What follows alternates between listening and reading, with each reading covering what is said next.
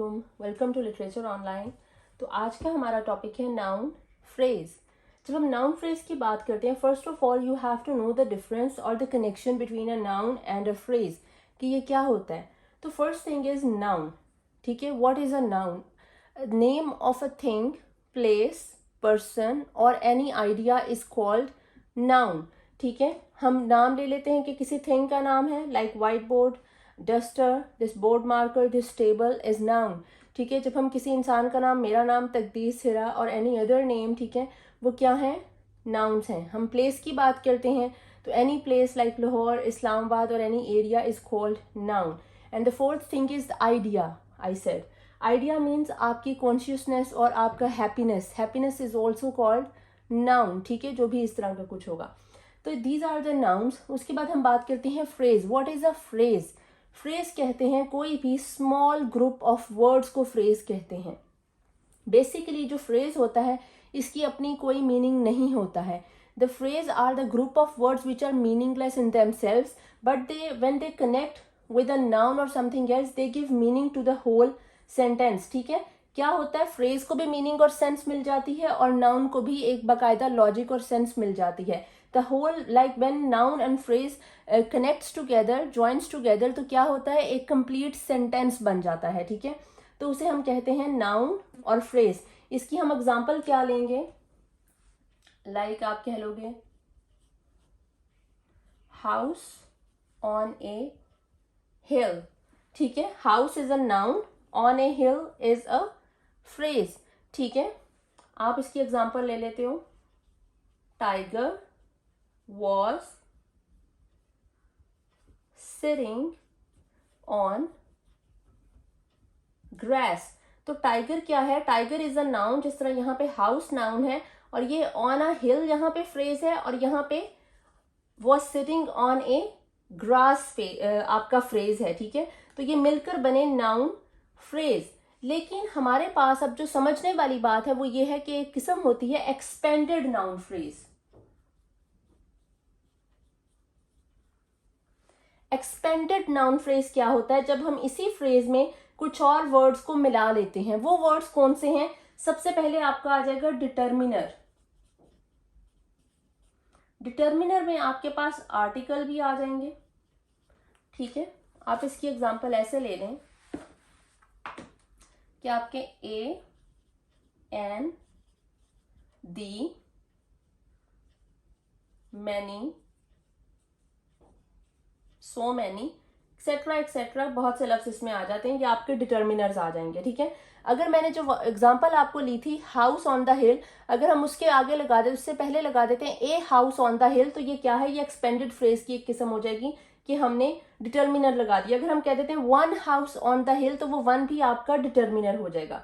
Determiner के बाद आपके पास क्या आता है? एक्सपेंडेड नाउन फ्रेज की जो दूसरी एक जो एलिमेंट है, डिटर्मिनर के बाद आपके पास है प्री मॉडिफायर।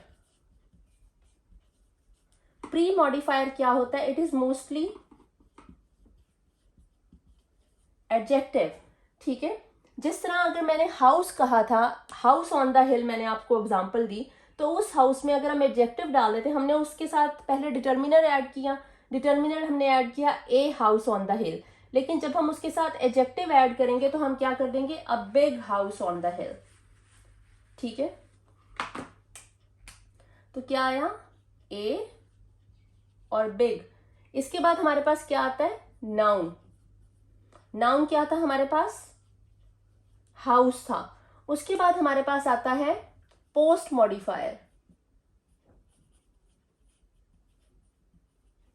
पोस्ट मॉडिफायर क्या होता है? जो नाउन के बाद यूज होता है। जो नाउन से पहले यूज होगा वो आपके पास होगा प्री मॉडिफायर या एडजेक्टिव। जो पोस्ट मॉडिफायर है ये मोस्टली आपके पास क्या होते हैं? ये आपके पास होते हैं प्रेपोजिशन किसी भी किस्म की।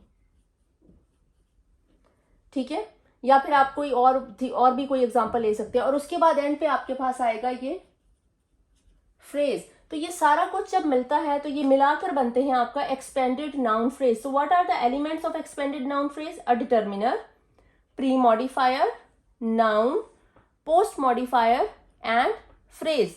ये सब कुछ जब इकट्ठा मिलता है तो एक आपके पास बन जाता है एक्सपेंडेड नाउन फ्रेज। ठीक है, अब हम इसकी एग्जांपल अगर लेते हैं कि हमारे पास ये एग्जांपल है teacher, teacher with a fluffy moustache, ठीक है, या फिर आप कह लें कि टीचर वॉज सिटिंग, ठीक है, teacher was sitting in a class या टीचर इन ए क्लास। तो टीचर मेरे पास क्या है, टीचर मेरे पास हेड नाउन है, इसे हम नाउन को हेड भी कह सकते हैं, हेड नाउन, ठीक है। टीचर मेरे पास क्या है, हेड नाउन है, और इन अ क्लास मेरे पास फ्रेज है, ठीक है। तो मैं क्या करती हूं, मैं इसके पास एक डिटर्मिनर लगा देती हूँ, ए टीचर या दी टीचर, ठीक है। अगर ये भी नहीं है, अगर हम दी लगाते हैं उसके बाद हम एडजेक्टिव यूज करते हैं, तो टीचर के लिए हम एडजेक्टिव यूज कर लेते हैं, ब्रिलियंट टीचर और हैंडसम टीचर कर लेते हैं, चलिए ब्रिलियंट कर लेते हैं, दी ब्रिलियंट टीचर, ठीक है। डिटर्मिनर लग गया, प्री मॉडिफायर भी आ गया और नाउन भी आ गया, ये तीनों चीजें आ गई। अब किसकी कमी है, पोस्ट मॉडिफायर की कमी है। पोस्ट मॉडिफायर हम इसमें यूज कर लेते हैं with a moustache, the brilliant teacher with a moustache, ठीक है। राइटिंग गंदी हो रही है। उसके बाद फ्रेज हमारे पास क्या था, waiting in a class, the brilliant teacher with a moustache was waiting in a या in the class, ठीक है, हम ये कर लेते। तो ये हमारे पास क्या एग्जांपल होगी, ये हमारे पास एग्जांपल हो गई एक्सपेंडेड नाउन फ्रेज की। इसमें the is the determiner, brilliant is the pre modifier, teacher is the head noun, with a moustache is the post modifier and was waiting in the class is the phrase. तो ये मिलाकर बना expanded noun phrase. अगर हम इसमें एक और example ले लेते हैं, ट्री ऑन ए लेक, ठीक है। तो हम इसको अब इसको हम चेंज करते हैं, तो हम कहते हैं two trees, two trees, two हमारे पास क्या है, डिटर्मिनर, ट्रीज हम कह देते हैं टू टॉल ट्रीज, ठीक है, two tall trees on a lake. तो ये भी हमारे पास क्या आ जाती है एग्जांपल, क्योंकि इसमें डिटर्मिनर भी है, प्री मॉडिफायर भी और हेड नाउन भी है। अगर पोस्ट मॉडिफायर यूज नहीं भी करना तो भी चलेगा। तो ये हमारे पास क्या हो जाएगा, एक्सपेंडेड नाउन फ्रेज हो जाएगा, ठीक है। अगर हम कहते हैं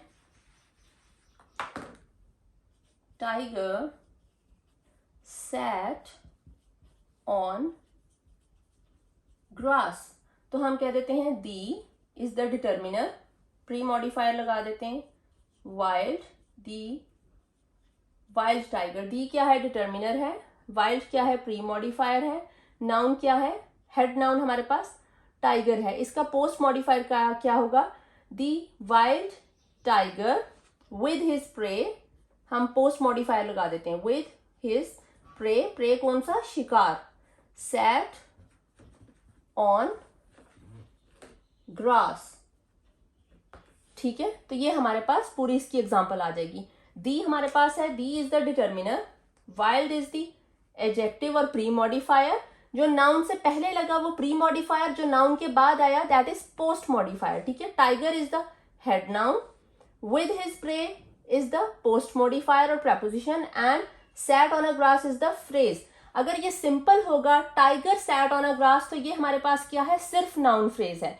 लेकिन जब हमने ये सारे एलिमेंट्स को ऐड कर दिया तो ये क्या बन गया, एक्सपेंडेड नाउन फ्रेज।